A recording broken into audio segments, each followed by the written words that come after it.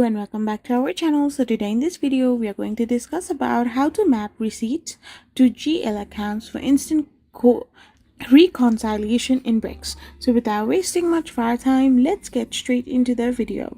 So for this, you need to simply go to Brex. Once you're in your Brex account, you need to do the initial setup first. So once you're in your Brex account, you need to simply connect your integrations.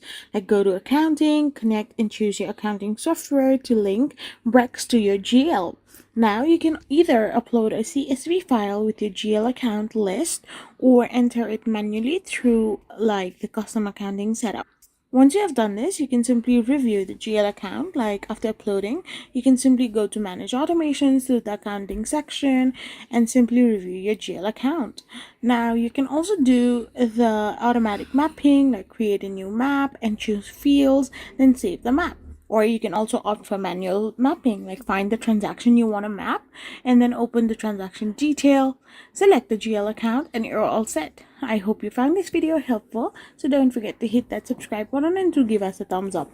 We will be back again with more informative videos. Thank you for watching.